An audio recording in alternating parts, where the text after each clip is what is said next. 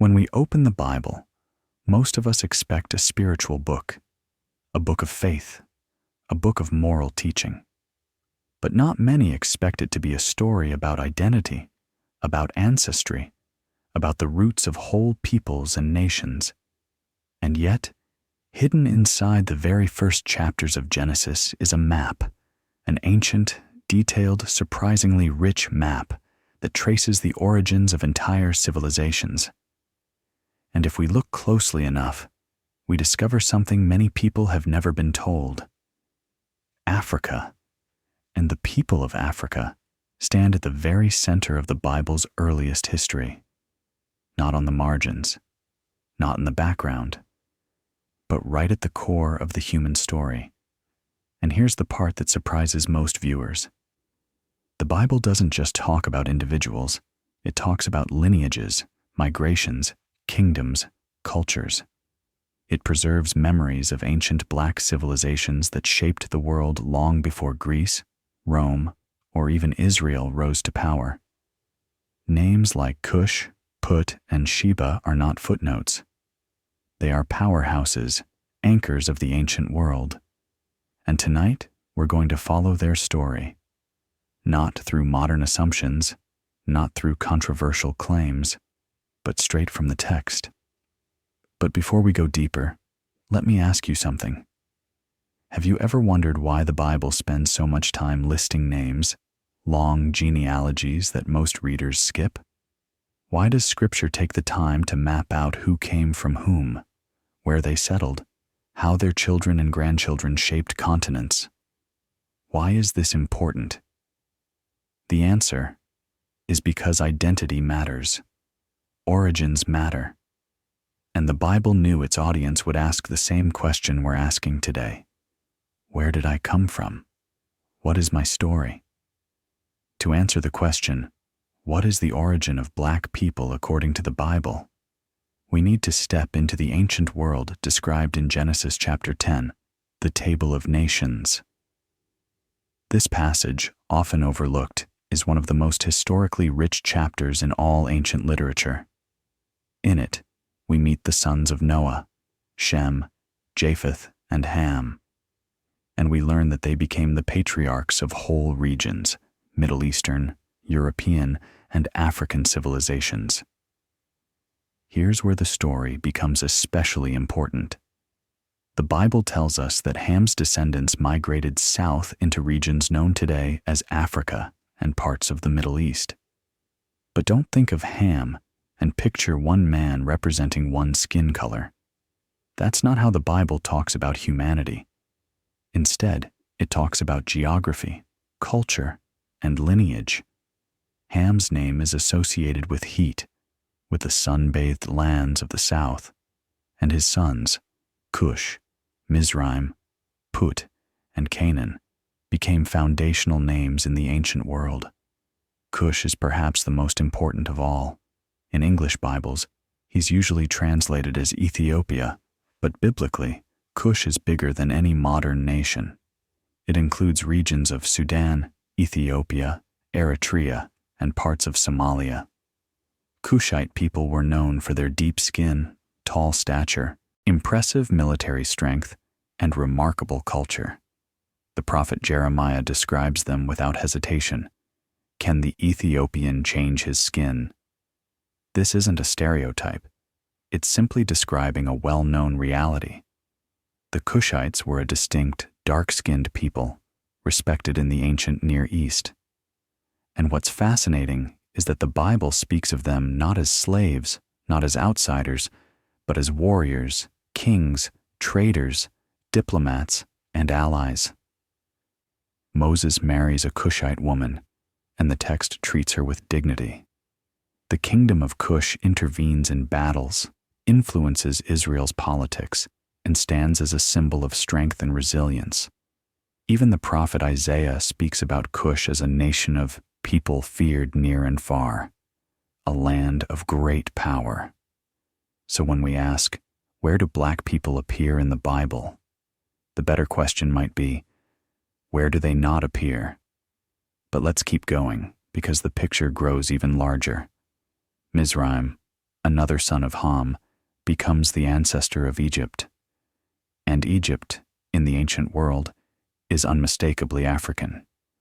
It's a civilization built on the Nile, surrounded by Nubian kingdoms, sharing culture, art, and bloodlines with its southern neighbors. The biblical world saw Egypt as part of the same cultural sphere as Kush. They traded, intermarried, fought, and allied with one another. Egyptian art is filled with depictions of black Africans, not as strangers, but as neighbors, soldiers, and nobility. Put, another son of Ham, becomes the ancestor of regions west of Egypt, Libya, and parts of North Africa. And just like Kush and Egypt, these people appear in Scripture as warriors and allies. Ezekiel even describes the armies of Put as skilled fighters serving in major battles. There's no hint, anywhere, that the Bible sees African peoples as lesser. On the contrary, the text shows them as powerful, significant, and deeply woven into God's story. And then we reach a famous but often misunderstood figure, Nimrod, the mighty hunter, the founder of cities like Babylon and Nineveh. Nimrod is a descendant of Kush. According to the Bible, a black lineage founded some of the earliest and most influential civilizations of Mesopotamia. This isn't speculation, it's in the text. The global story of humanity, according to Scripture, does not start with one race being superior and another inferior. It starts with three brothers whose descendants fill the earth in every direction: north, south, east, west. People of every skin tone, every culture, every land, all carrying the same breath of God. But here is where the story deepens, because the Bible does something that no other ancient text does. It breaks the myth of ethnic superiority. It refuses to place one group above another. And at the same time, it preserves the dignity of African peoples in a way that often gets lost in modern retellings. The Queen of Sheba, for instance, whose kingdom was likely in Ethiopia or Yemen, is portrayed not just as royal, but as wise enough to test Solomon, the wisest king in Israel's history.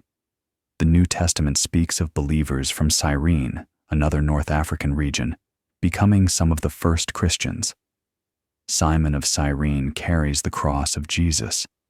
The Ethiopian eunuch becomes the first African convert to Christianity, baptized on the desert road by Philip. We see black presence in biblical prophecy as well. Isaiah speaks of offerings being brought to God from Kush. Zephaniah, whose own name suggests African heritage, writes of God gathering worshippers from beyond the rivers of Ethiopia. Christianity did not arrive in Africa through colonization or foreign missionaries. It was there from the beginning, woven into the earliest chapters of the church. So what does all this mean? Why does the Bible tell us these stories?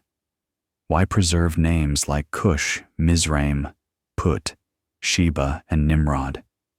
Why anchor the beginnings of human civilization in regions filled with black kingdoms and black cultures? Because your story matters. Because identity matters.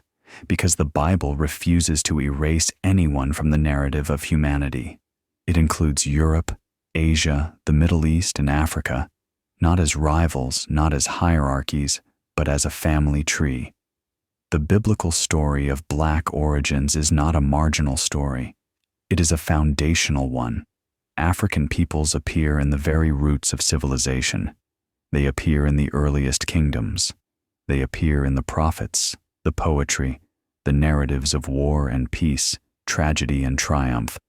But now, we come to the most interesting part, the part that ties everything together, the part the Bible hints at again and again, sometimes quietly, sometimes boldly.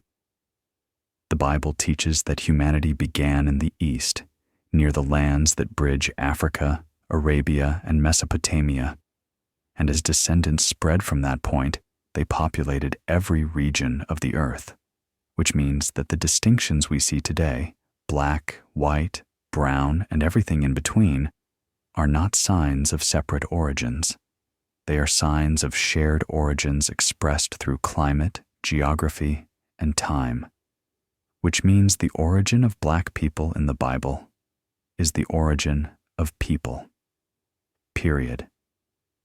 African civilizations are not an afterthought. They are not a footnote. They are not a question mark in the margins of history.